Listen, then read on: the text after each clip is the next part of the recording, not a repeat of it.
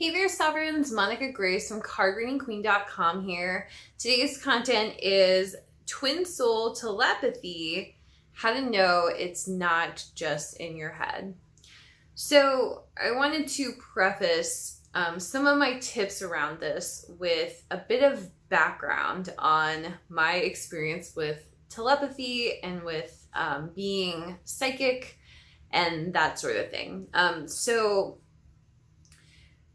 Basically, the reason I wanted to create this is because I have been pretty resistant to a lot of the experiences that I've had around telepathy and around being psychic, especially when it comes to really when it comes to anything, but also around the twin soul journey specifically.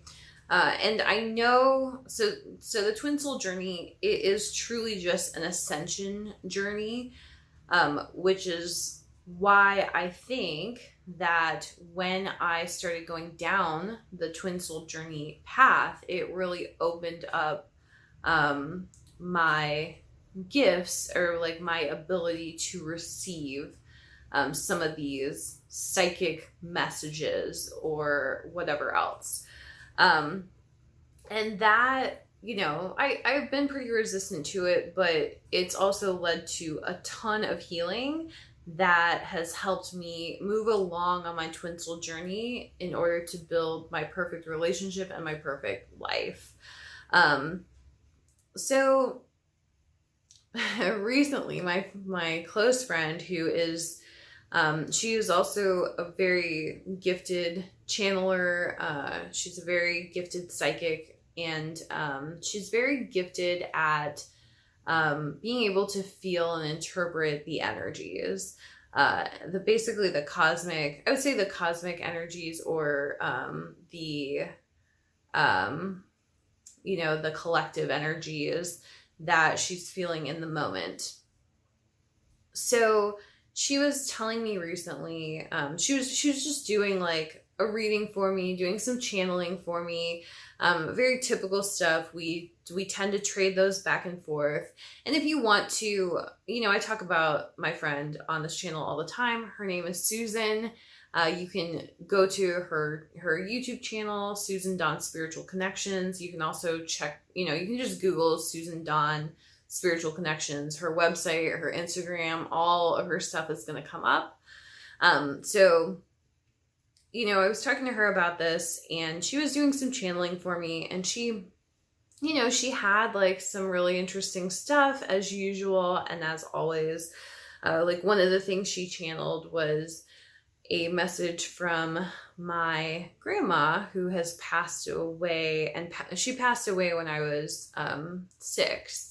On my mom's side, and was just channeling this message that my grandma is watching over me. She is really loving my child, and she's just like laughing at how just funny and silly he is, and that she's really like grateful to me for being a great mom, or that sort of thing. And just like kind of watching over that.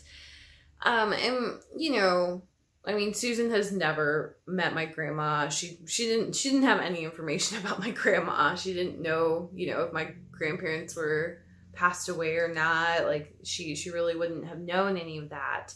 And she was just, channeling this stuff, and she kind of described my grandma. I was like, I think it's this grandma.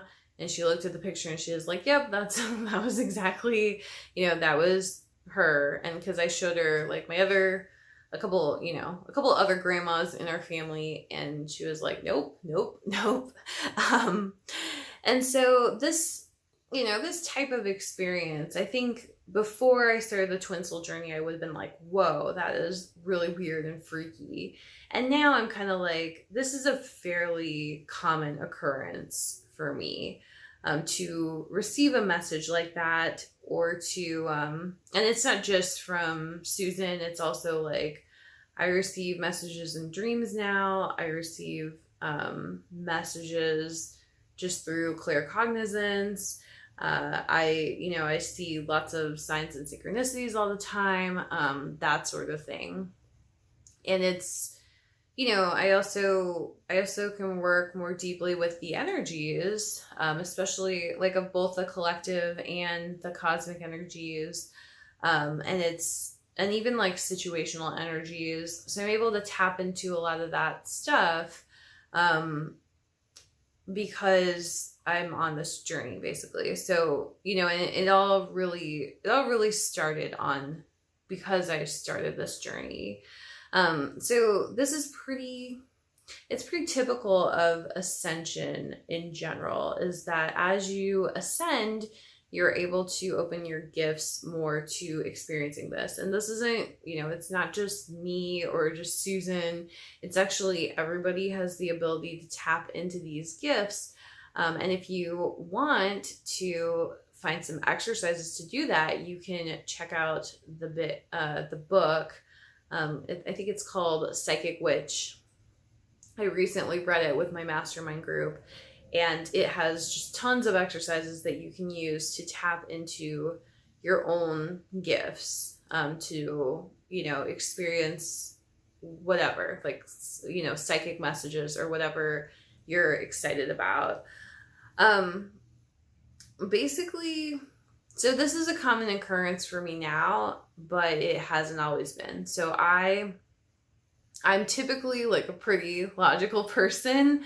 I remember my mom when I was younger, she would say stuff like, oh, when so-and-so passed away, I was in your room and you were a baby and your rattle like rose up off the floor and was like shaking and rattling, and nobody else was there, so nobody else can confirm it, and you were there but you were a baby. And my mom had a lot of these little stories when I was young, and I was just always like, oh my gosh, she's just like making up crazy stuff. And like I never ever took it seriously. I thought it was just very silly and just like whatever, like I'm not even gonna indulge this. And so that was kind of my view on it for a long time. And I was raised religious as well, as part of the Roman Catholic Church. And I never really believed like that the Eucharist became the body and like the wine became the blood. I just never bought into most of that stuff. I was very skeptical. And, now I have had these experiences, and it's very, at first I was still pretty skeptical. And I think this is pretty common for people as they enter the ascension journey or the twin soul journey, to become to really question themselves and whether these experiences are real or not. So I wanted to just give you some tips on how you can tell if it's in your head or not. So my first one is to just feel into the energy of it. And the best way I can describe this, and it's really hard to describe because I've only really been feeling into energies for, like 4 years or so. Like I just really wasn't into it before. And I don't do Reiki or any of that. But I think if you feel like you can't feel into the energies, then that could be a starting point for you. So feel into the energy of it, and the energy of things. It's really just, letting your intuition run wild almost, and allowing yourself to trust that intuition. So if you feel like something, you feel like this person is X or whatever, it's really just tapping into that intuition and trusting that your intuition is correct. And A lot of people struggle with this, but the best way to think about this is to realize that there is truth in everything. So whatever your intuition is picking up on in terms of like, this person is X, your intuition picked up on something that you can't logically describe. You can't like see it, or you can't touch it.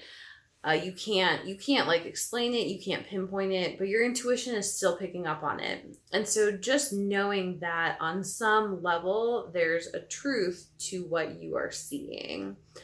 For me, the way I learned to really start to work with these energies is through tarot. So not a huge surprise. My website is called Card Reading Queen.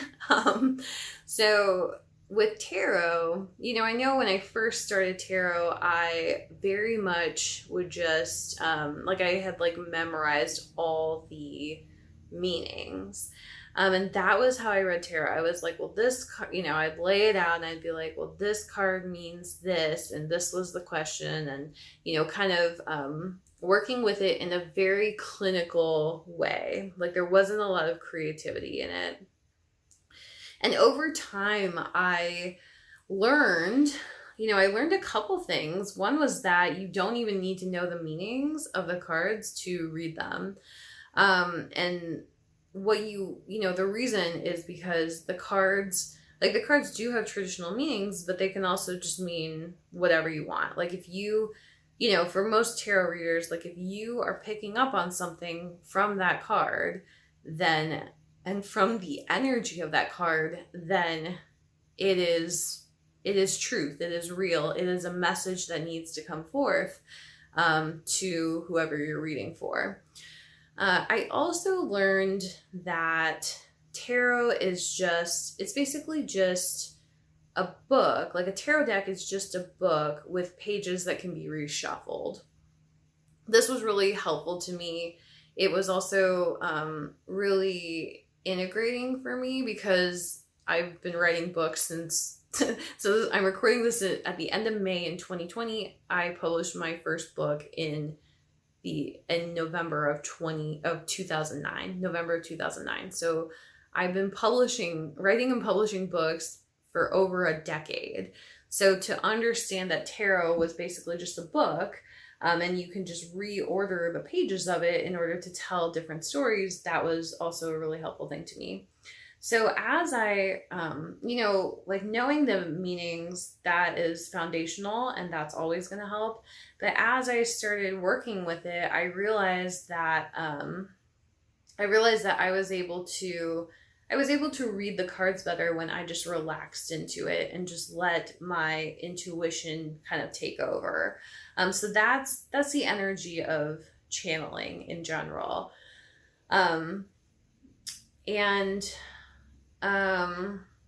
Yeah, so I feel like there was something else I wanted to add to that.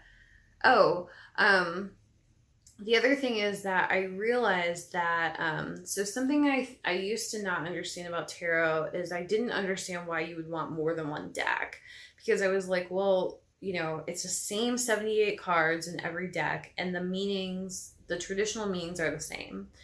But then I realized that once I understood that you didn't need to know the meanings to be able to read, and the way you do that is you really just look at the card and you just let your intuition go, and it helps you to know, different symbols on the card, and like what you associate with each of those symbols. So like an eagle on the card, or like a cross on the card. All of the all of the symbolism is built into every card, and the creator of the deck really chooses a lot of that symbolism. So I realized that different decks have different energies just based on the artwork of them. And then also different decks, like the same card within two different decks can have a vastly different meaning, because the symbolism and the imagery on it are different. And so that was really helpful too, to just know that each card. So I started to, instead of like, being clinical about the meanings of tarot, I would look at that specific card and like really tap into the energy of the card, as opposed to like, this is Six of Pentacles, so it means blah, blah, blah. So that was how I was able to learn to tap into the energy of things. And in truth, lots of people, like all of these things, like tarot, astrology, because astrology is another tool I use, but it's just a tool. Like all of these things are just tools to tap into the magic of your intuition. So some people are more attracted to different tools. Like I have friends who are much more into witchcraft than me. I've learned a lot of great stuff from them, of course. I love them. I love what they do. Some are more attracted to tarot, some are more attracted to astrology, and it's just know that these tools are there to help you really just tap into the stream of energy. Like that's what all of them are trying to do, is tap into the stream of energy. And you can, once you understand that, you can actually just tap into that energy without the tool. And this was something I realized. So I don't need tarot cards to channel, because like you just don't, like, it's just a tool. So it's like you don't really need, I don't know, I'm trying to think of, okay. So like if you are, cooking in the kitchen or whatever, you don't really need, a paring knife to cut something. Like you could use really anything to cut it, but you could also just like tear it usually. Like you don't need, like let's say you had a green onion that you were trying to chop up. You don't need a knife to chop up that green onion. Like you could use a knife, and if you use the knife, it's probably going to turn out a little bit better. But you could also just like tear the pieces of green onion by just using your hands, and it would still pretty much taste the same and like probably look close to the same. So knowing that the tools make your job easier, and they are sometimes like training wheels to tap into that energy, but you don't need them. So my first tip, tapping into the energy of it. If you don't know how to do that, then I would recommend studying one of the tools that you can use to tap into the energy. So studying tarot, studying astrology, studying Reiki, studying yoga, whatever else, studying, like Kundalini, if you need something specific, but using that to tap into the energy. And then once you have gotten that, or if you already have that, like let's say you already are a tarot reader, like try channeling without the cards and just see like what comes out. My second tip is to ignore any logic. So this is a hard one. It was a hard one for me. I really struggled to ignore logic. Yeah. And speaking of that, the first really big telepathy experience I had, I spent like months trying to decide if I thought it was real or not. Like, even though it had all the markers of being a supernatural experience, I was just like, did I just make this up? Like, what was this? And a lot of that was that I was stuck in the logic of it. And so some of the ways you can break through the logic is, first, just like accept the experience as is, and write it down if you need that to process it. But, essentially accept that the experience happened, even if it wasn't real, whatever that means.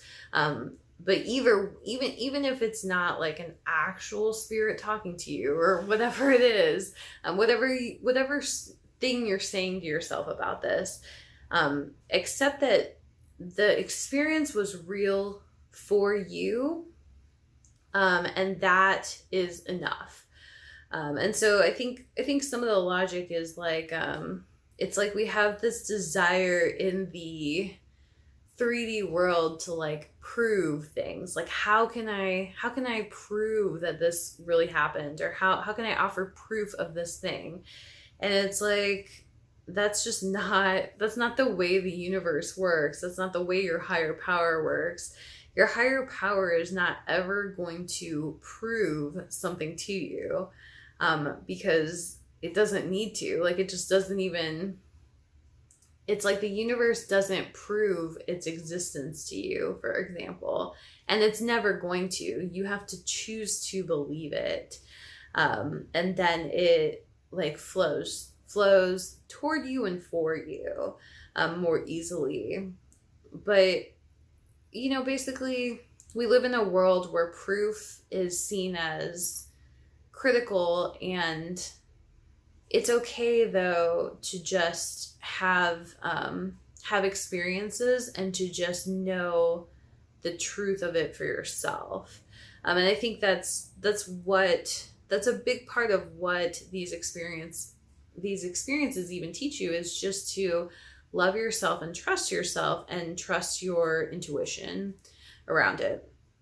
So release that logic. You can use logic to later confirm it, but at the beginning, like just write stuff down if you want to keep track of it, and let it be an experience that's just for you. Don't feel the need to prove it to other people, and especially don't feel the need to prove it to yourself, because that's just that's kind of like a controlling relationship with the universe that you're having there.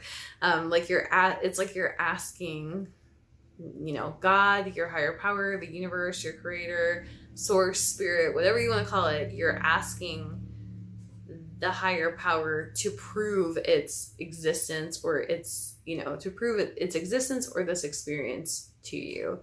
And it's never going to. And the reason is because truth doesn't need proof. Like, you don't have to prove something that is the truth already. And you have to convince or persuade someone or something of the truth. Truth is just something that resonates within you. So that's why that doesn't work. And that's why logic doesn't work on these experiences. Though again, I'll talk about how you can use logic later to confirm things. So then the next thing is to release ego. And so a big part of the question with these experiences is, am I just making it up? Am I, do I think that I'm talking to my twin soul, but really I'm just making up this conversation in my head, and it has no bearing on reality. And what it is, the biggest block there that you're experiencing is this idea that you are more powerful than your creator, or you are more powerful than the universe.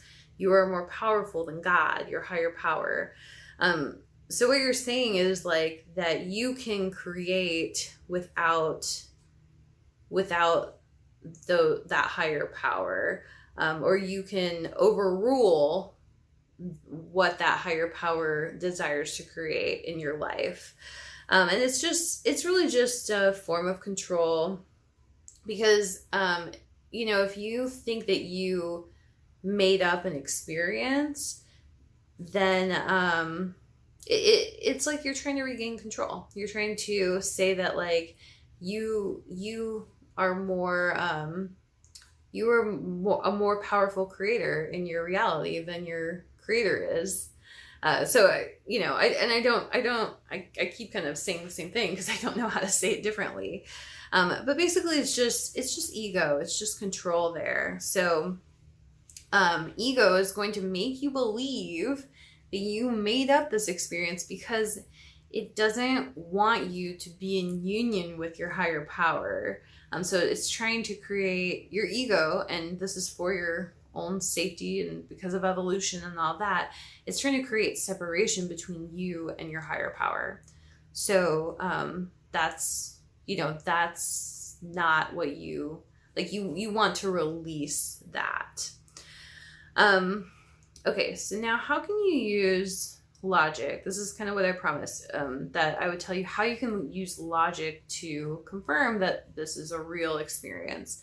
So the first thing is that you receive information that you didn't have before, and that you had no way of getting. So, and this has happened to me a couple times, and this is how I kind of finally confirmed for myself what these experiences that I've had. And when I talk to other people about them, I'll often say, like, yeah, like, take from it what you can, or take from it what resonates, or take from it what's real to you. Or I don't know if this is real, and I'm okay with that. Like, I'm okay either way, but I just wanted to, like, share this with you. So I'll say that just to, like, not conflict with their egos.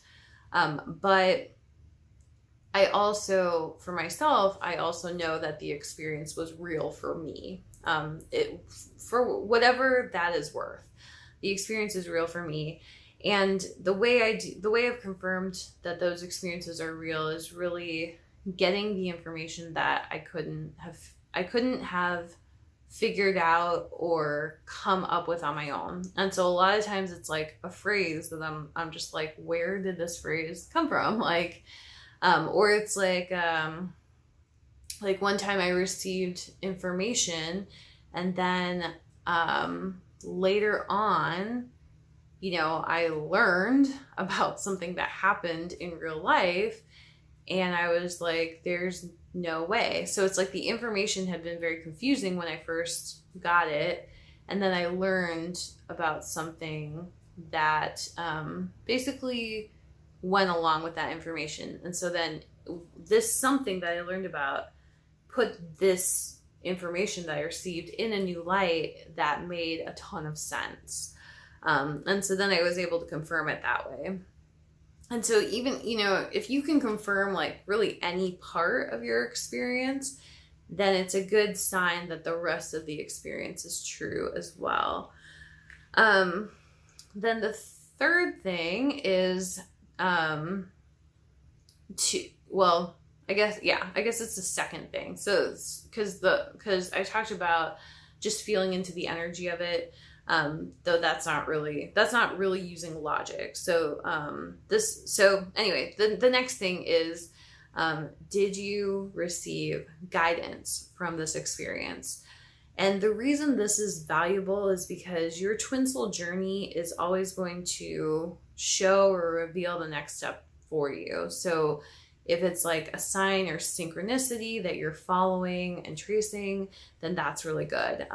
If it's, a dream that you had that inspires you to do X, that's also really good. But as long as you are receiving guidance from it, then it's most likely real, because why, and of course you follow the guidance and it works out for the highest good. Like, that's probably a real experience, because why, what other way would you have gotten that guidance that took you to where your higher power wanted you to go? And then the last one is around a shift in understanding and healing. So anytime, what I've experienced is that when I have an experience like this, it's not to, like, be fun or to make me feel good. Like, that's typically not the goal of, like, a spirit speaking to you, or, like a message from someone on the other side, or whatever else it might be. Their goal is not usually to make you feel, like, good about yourself. It's usually to help move you along on your journey. So when I have an experience, and because of it, I get, like, some sort of shift in mindset or some sort of healing, that's when I typically know it's real as well. Because And the other thing is like that's a piece of healing that I wasn't able to get on my own a lot of the time. And it can often come after a period of being stuck, and then I have an experience, and then I'm unstuck. And that is because it's because it helps to confirm it's real, because it's like it's like your relationship with your higher power. So for me, that's God. So it's like my relationship with God is growing, and he's guiding me along this path that he wants me to take. And he's doing that through these experiences when like my earthly movements are not enough to like push me forward. So typically I experience some sort of shift in understanding, some sort of healing. I often have an experience at the end of an energy cycle, which I talked about in one of my videos on twin soul telepathy, and what like a message from your twin soul looks like. And that, that kind of explains it more as well. So those are the ways that I personally, kind of look at the twin soul telepathy stuff, how I confirm it, how I experience it. And the thing that my friend Susan said to me in this channeling, she really was telling me that and she's been telling me this for a while, but this is the first time when I have felt like, okay, I actually need to take action on this, because I haven't really felt that since, before this. But she was basically saying, like, you really need to open to your gifts. Like, you need to trust your intuition more. You need to be communicating, telepathically more. You need to like start opening yourself to these experiences more, because you're going to need that telepathy in the next 6 months to a year, was basically what she said. So that's pretty much what I'm working on, and I'm hoping to work on that. And a lot of, I think a lot of people come to this with like, how do I connect to my twin soul through telepathy? And what I would say to it is that you're like, one, you really are already connected to your twin soul. But the other thing is that you can connect to your higher power through telepathy. And that, for me, that's how it's kind of happened. It's not like I'm connecting to a specific person every time, or that person is my twin soul or whatever. Like, I'm connecting to a variety of people. I'm receiving a variety of messages, and it's just kind of, I guess it's like kind of a mixed bag for me. But ultimately, every single message moves me along on my journey. And I talked about this before, how on this journey, when you're experiencing an upset with really any masculine energy in your life, it is like your divine masculine. So you are healing that with, whoever that masculine is, like your father or an ex or whatever. You're healing it with that person, and you're probably not even talking to that person. You're probably healing it through that situation with that person, and it's typically from the past. But that healing that you receive is from and for your masculine, for your twin soul union. So that's how I think of this as well. When I'm experiencing telepathy, it always gives me some sort of healing or breakthrough. And when it does, it helps me create my perfect relationship or my perfect life every single time. So that's how I see all of these experiences add up to something more. I know that for many people, that connecting through twin soul telepathy is like, it's really just like fun and magical and exciting, right? Like, that's why we want to do it. It's for that excitement, that jolt of pleasure, basically. And I think that's fine. And I would also caution from getting too set on that, because that typically means that you're, like, and everybody starts the journey this way, so there's no shame in it. But typically you're starting the journey to be with a specific person that you have like fallen in love with. And you're not doing it to be with your higher power.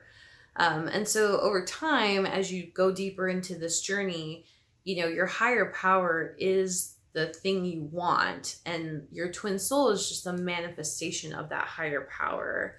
And so a lot of people, I think, go to, how do I connect specifically to this person? And I want to connect to them because they blocked me and I can't see their social media.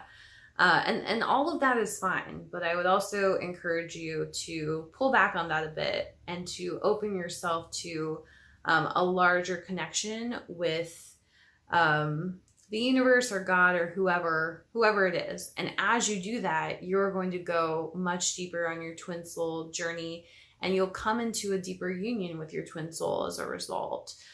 So I hope that's helpful to you. Definitely check out my content about twin soul telepathy, which I have a couple other videos and podcasts and blog posts on that. So definitely check that out. Thank you so much for watching, and I hope you have a beautiful and blessed day.